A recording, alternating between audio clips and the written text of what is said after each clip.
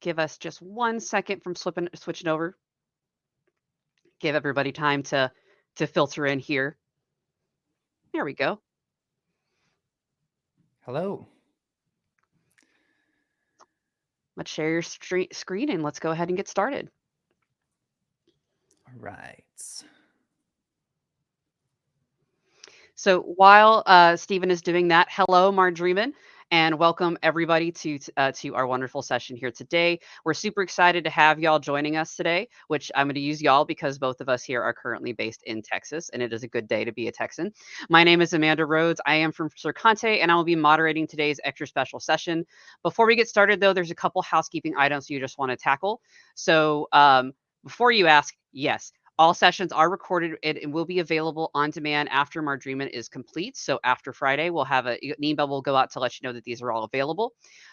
So you should keep an eye out on your inbox for that and check your spam if you don't see something relatively soon.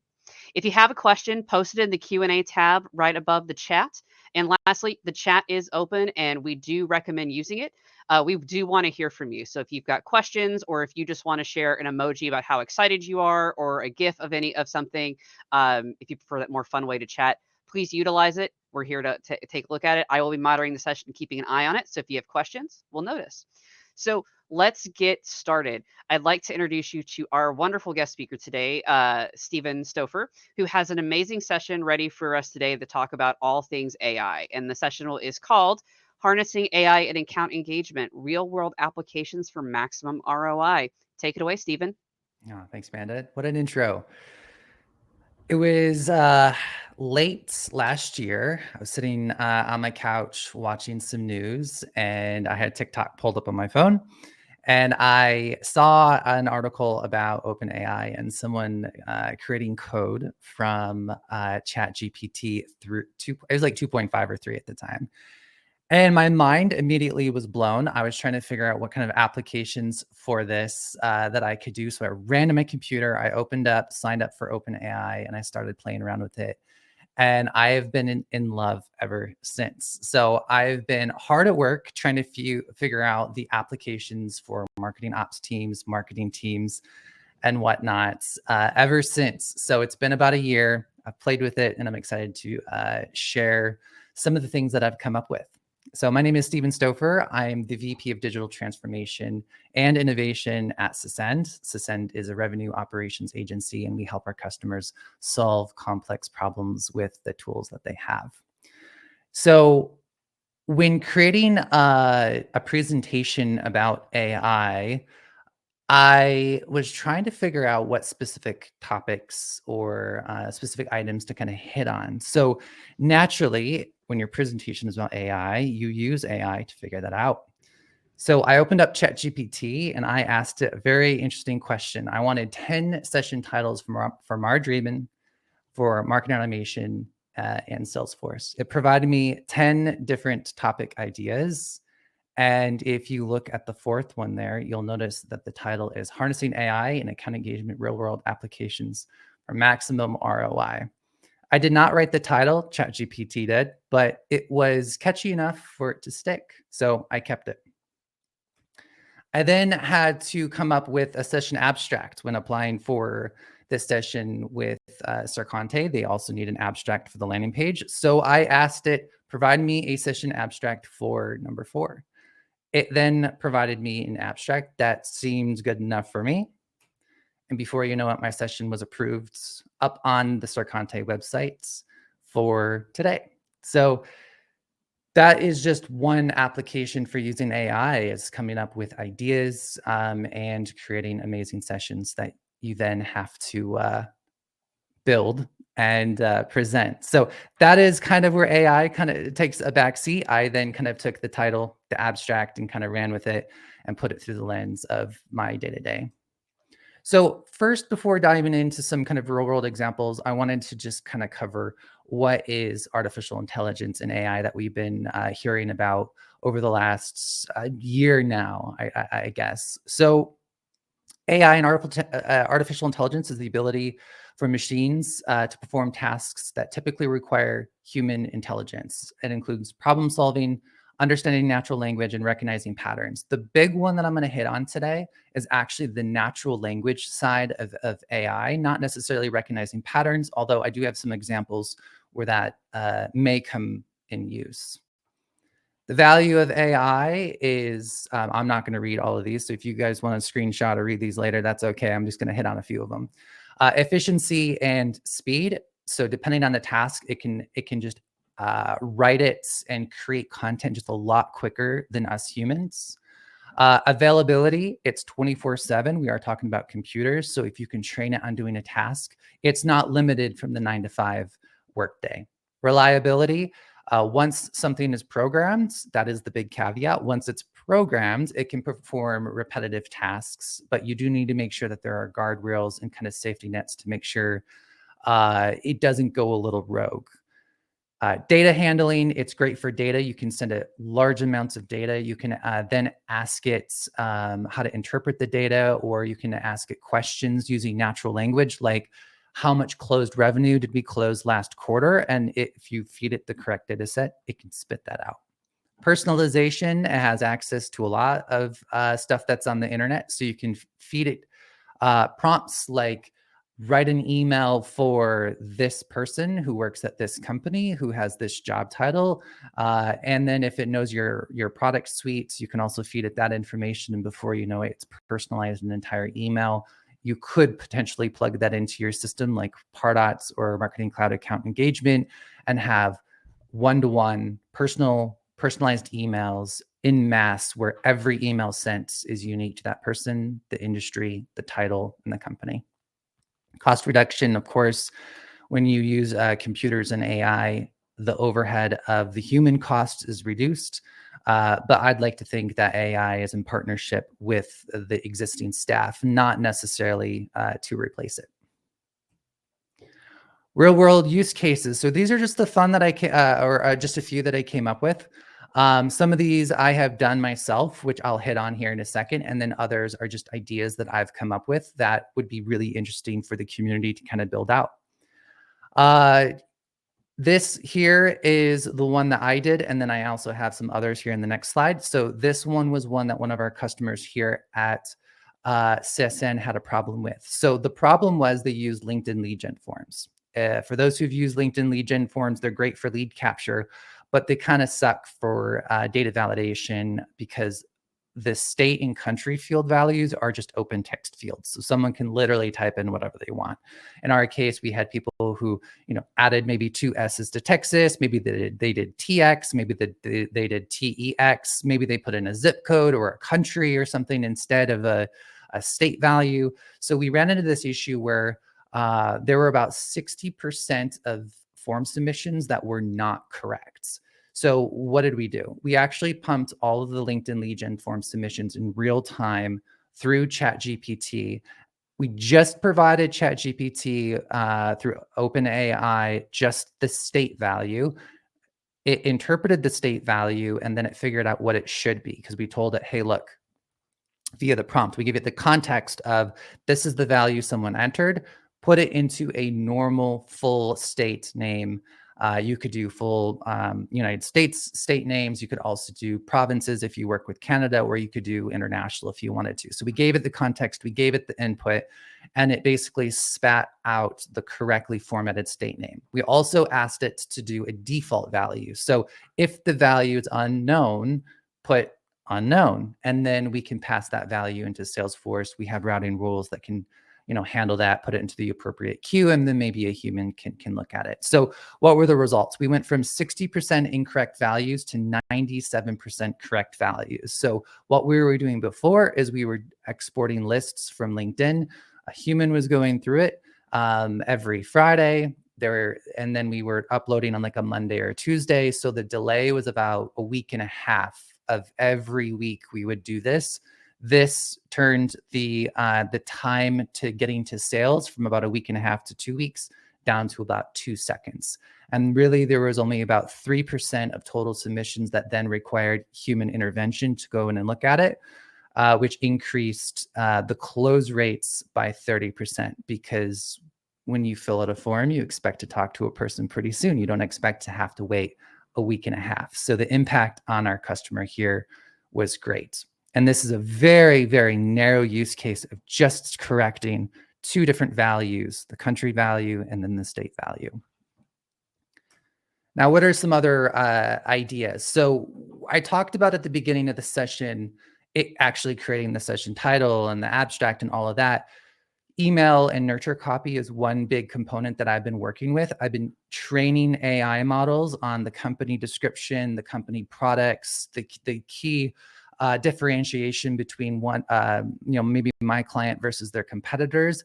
And then just saying like, hey, write me a 7 email nurture campaign where email number 1 maybe hits on this, and then maybe we end with a demo request. And then sure enough, OpenAI, boom, boom, boom, boom, boom, starts creating emails for you, at least from a launching off standpoint. And then you can tweak them and hone them in later. Also, it's great for one-off emails. If you do something like Giving Tuesday, if you're a nonprofit, or maybe it's Cyber Monday, if you're in an e-commerce business, you can feed it a certain holiday. Maybe Thanksgiving is coming up, or maybe it was Halloween. You can incorporate that into your brand, your tone of voice, as well as your products, and it'll write a pretty cool one-off email as well. Proofreading and copying. I am a dyslexic, so if anyone sees spelling errors in my slide decks, unfortunately, I didn't use AI for all my slides.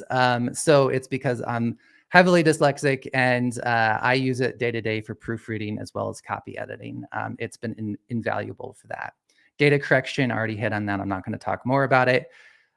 Creating code, editing code. So this is great for not only those advanced administrators or front-end developers, but also people who maybe aren't comfortable with CSS or JavaScript, but they need to tweak something that's already there, but they don't know enough about it to be able to touch it. You can feed it the existing code. You can say, hey, I want to modify it here, or I want to send this page here, or I want to do this or that. You can put it through it. It can modify the code. I wouldn't necessarily trust it off the bat, but it might be something that you can give back to your developers to speed the time to production and say, hey, look, I have this, I made some modifications, gut check it for me, and then maybe put it into production. Also, when it comes to brainstorming and generating new ideas, it's also been great for that. I used it for this session. It worked wonderfully. My only feedback there is you have to be very specific about what you want out of the prompt, as well as giving it a lot of context.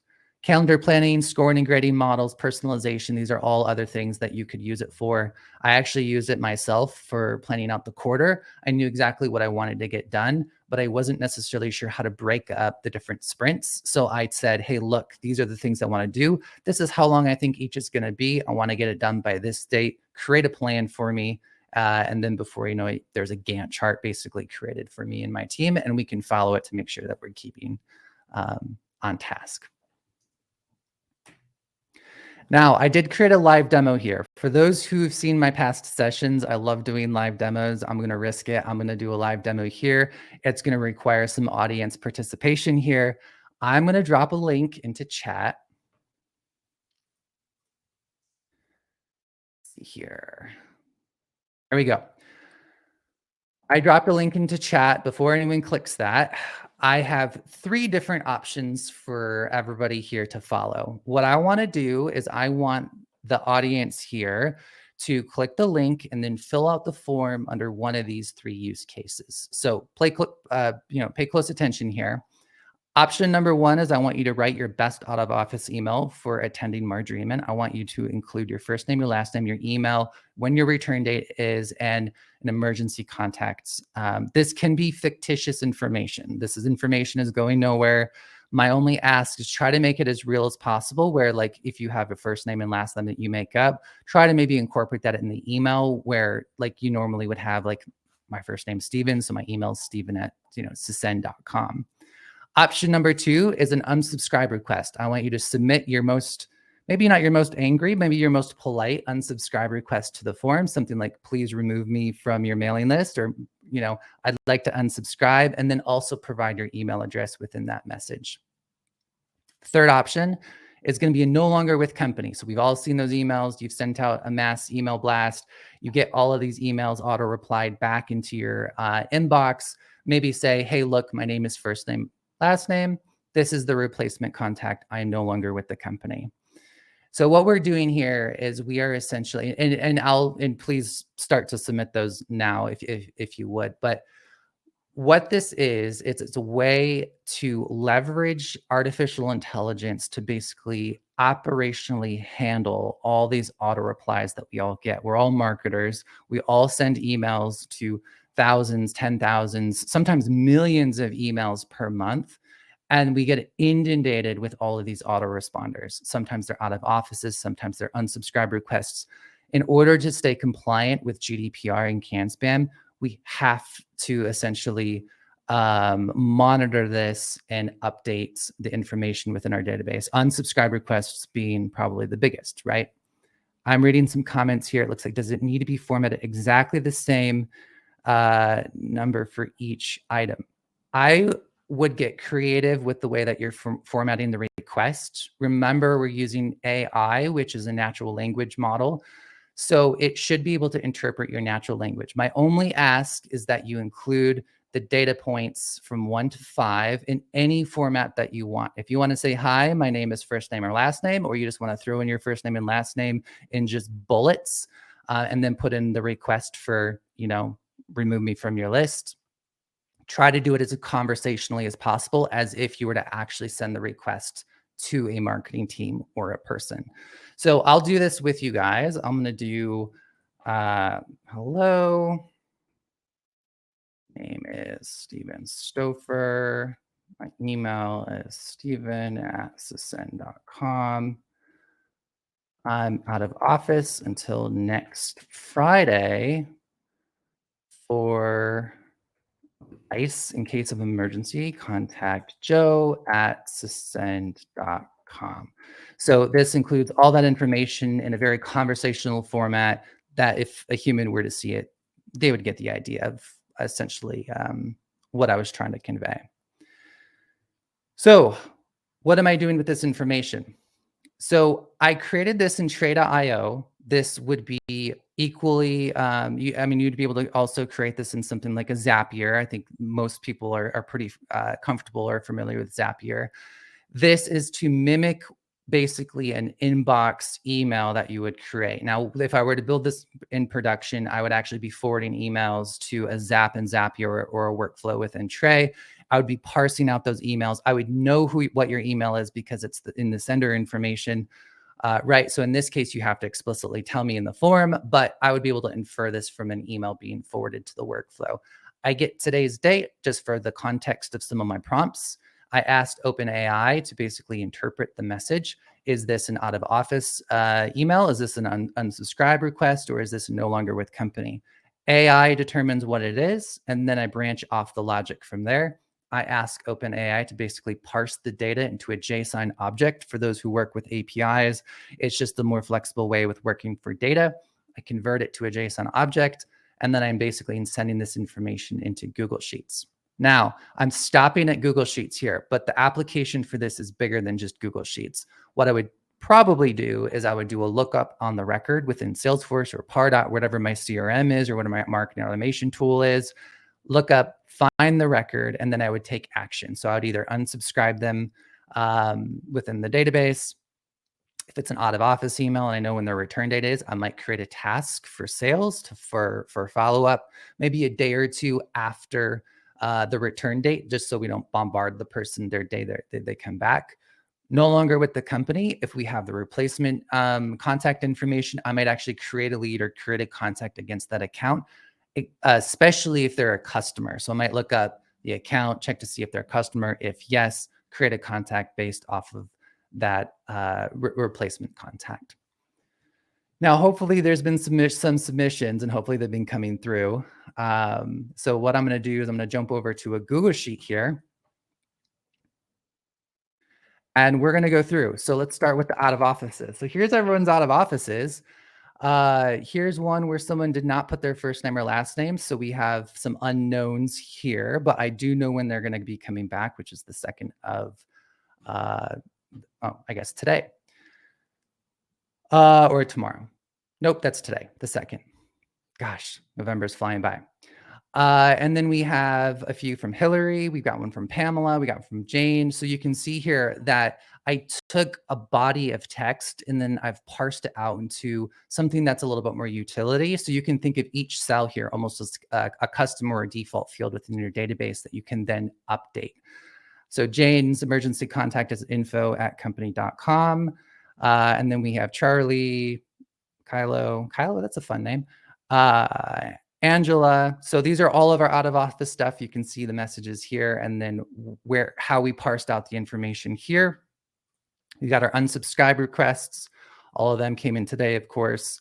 We have the email addresses and we have the requests. So I would take this information. I would then, go to Salesforce, process the opt-out request in real time, and then you can save an intern some of the pain and suffering of monitoring that inbox.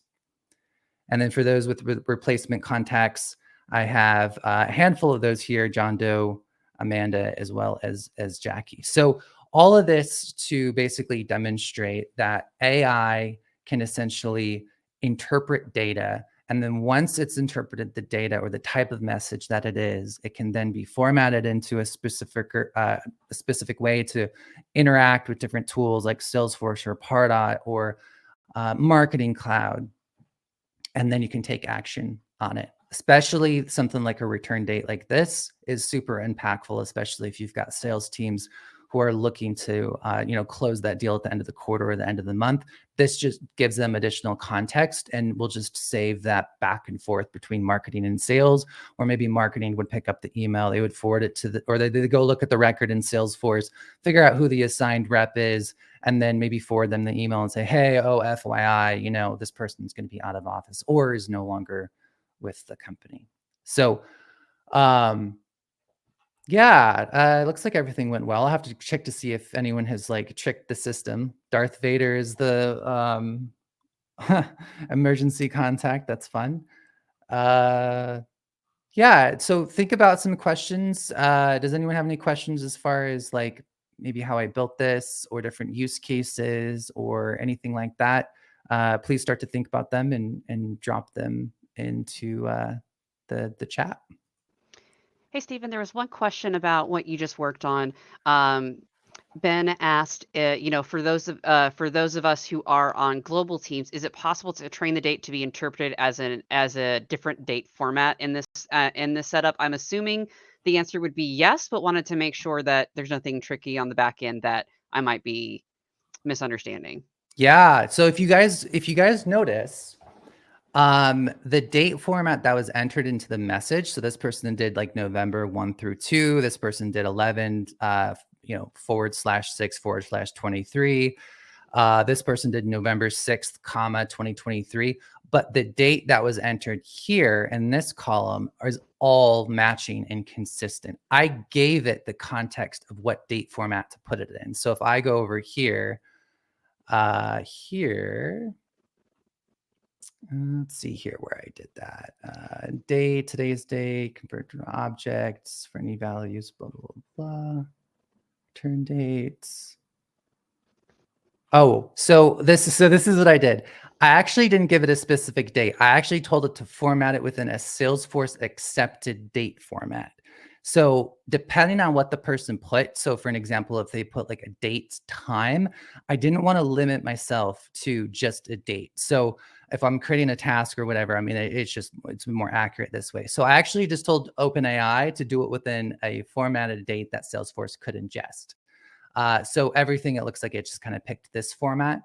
But yeah. I mean, you could specify. So what I would do is I would come over here and I would say, the date format should be, month, day, year, if we're talking about Pardot date formats. And then of course there's Salesforce, which is a little bit more finicky. So hopefully that answers the question. But yes, that's the great thing about AI is it can interpret whatever the human entered and then put it into a standardized format that you want to be able to accept, or maybe your business can accept. Same thing with the state and country values, right? Because you might use state codes, full country codes.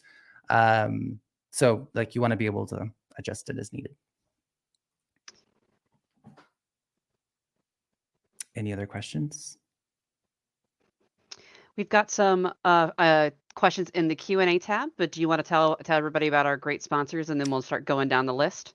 Yes, of course. So thank you to all of the incredible sponsors, Circante, Salesforce, The Spots, which is awesome place to get amazing content and news about Pardot, all things Pardot and Salesforce. I don't know if you want to say a couple of things, Amanda, about the sponsorships, but there they are. They're awesome. Nothing on my end other than we just want to make sure that these people who've helped us make this event happen get their moment to shine and get in front of people's faces. So let's start with some Q&A then. One question that we had early on was, what recommendations, if any, do you have on how to craft those AI searches to get the best results? Because I know that I put stuff in sometimes and what I get back makes absolutely no sense because I wasn't as specific with my searches as possible. So do you have any advice that you would give as a recommendation? Yeah, so it's very important to be as specific as possible. And if you're using a conversational tool like OpenAI or ChatGPT, where it can retain previous messages, the first thing I do is I train it before I give it the prompt, right? So if I'm writing an email and my prompt essentially is going to be, write an email that has to do with this product and this holiday, it doesn't know what this product is unless you give it that information. So oftentimes what I'll do is I'll actually go to my client's website. I'll go to the About Us or the company page or product overview page, literally copy the entire website, just drag, click, go all the way down, copy, paste it into ChatGPT, and I'll say, hey, learn the following information about my clients that I'm about to send you. And once you've learned it, reply with "got it," and that's it. So I'll paste all that information into ChatGPT, click enter, and then it responds with "got it." And then I'll be like, "All right, here's some more information." I'll give it the product information, and it'll respond with "got it."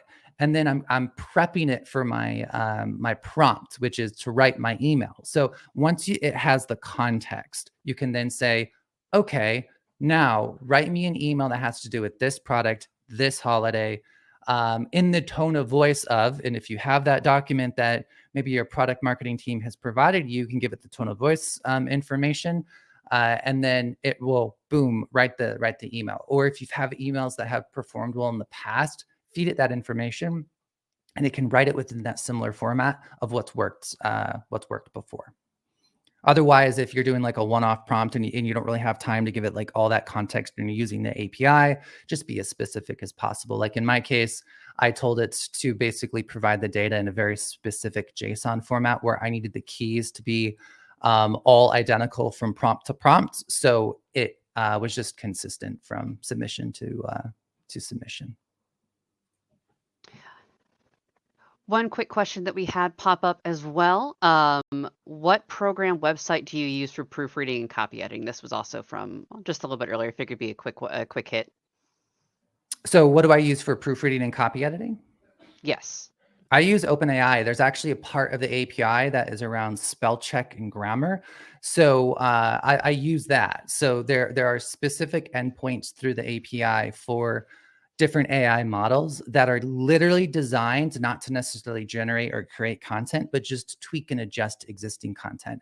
In fact, I used that spell check endpoint for OpenAI in Slack. So I actually funneled all my Slack messages that I sent to different people through OpenAI first, had it spell correct it, and then what it corrected is actually what was sent through Slack. So it was like a real time grammar and spell check correction just on the fly. So yeah, use that. I mean, the generation, part of OpenAI can also spell check if you say, "Hey, look, spell check the following," and you send it to it. I mean, that'll work too. I think it's just, you're using a Lamborghini to do a pretty basic mundane task. And it'll be more expensive those, depending on what model you use, the tokens and whatnot. But yeah, use the data correction or the spell check API endpoints, and it's the best way to do it. And on our last 30 seconds, another question was, how do I join the official Steven Stouffer fan club? Oh gosh, follow me on LinkedIn. Actually don't have any plugs on my socials here, but just go to Steven Stouffer, search me on LinkedIn. It's just Steven Stouffer is my handle on LinkedIn, marketing nerd on Twitter, but you like just find me on LinkedIn.